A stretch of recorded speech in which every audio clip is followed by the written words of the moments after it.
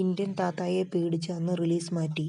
Release ചെയ്തപ്പോൾ ഗുണം ചെയ്തത് ഇന്ത്യൻ 2വിൻ്റെ പരാജയം. ധനുഷ് രായൻ എന്ന ടൈറ്റിൽ കഥാപാത്രത്തെ അവതരിപ്പിച്ച് പ്രേക്ഷകരെ അക്ഷരാർത്ഥത്തിൽ ഞെട്ടിച്ചിരിക്കുകയാണ്.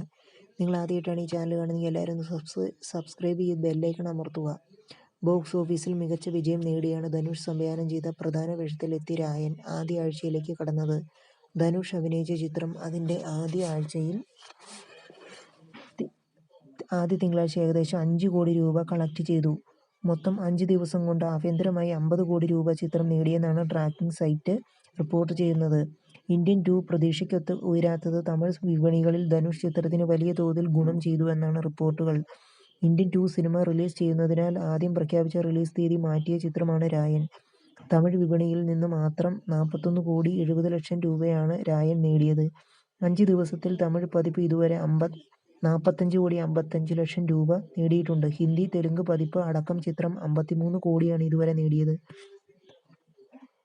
ധനുഷ് രായൻ എന്ന ടൈറ്റിൽ കഥാപാത്രത്തെ അവതരിപ്പിച്ച് പ്രേക്ഷകരെ അക്ഷരാർത്ഥത്തിൽ ഞെട്ടിച്ചിരിക്കുകയാണ്. സംവിധാനവും നിർവഹിച്ചിരിക്കുന്നത് ധനുഷ് തന്നെയാണ്. ഛായാഗ്രഹണം ഓം പ്രകാശാണ് നിർവഹിച്ചിരിക്കുന്നത്. ധനുഷ് നായകനായ രായൻ്റെ സംഗീത സംവിധാനം AR റഹ്മാനാണ് നിർവഹിച്ചിരിക്കുന്നത്. മലയാളത്തിൽ നിന്ന് അപർണയ്ക്ക് പുറമെ ചിത്രത്തിൽ നിത്യ മേനോൻ, കാളിദാസ് ജയറാം എന്നിവരും എത്തുമ്പോൾ ധനുഷ് സംവിധായകനായ രായനിൽ മറ്റ് പ്രധാന താരങ്ങൾ സുദീപ് കിഷൻ, വരലക്ഷ്മി, ശരത് കുമാർ, ദുഷ്ര വിജയൻ, SJ സൂര്യ, പ്രകാശ് രാജ്, സെൽവരാഘവൻ എന്നിവരാണ്. രായനിലെ ധനുഷ് അവതരിപ്പിക്കുന്ന നായക കഥാപാത്രം ഒരു കുക്കാണ് എന്ന റിപ്പോർട്ടുകൾ ഉണ്ടായിരുന്നു. എന്നാൽ മുമ്പ് അധോലോക നായകനാകുമെന്ന കഥാപാത്രം എന്നാണ് റിപ്പോർട്ടുകളിൽ നിന്ന് വ്യക്തമാക്കുന്നത്. SJ സൂര്യയാണ് ധനുഷിൻ്റെ ചിത്രത്തിൽ പ്രതിനായകനായി എത്തുന്നത് എന്നും ആകർഷണീയമാണ്.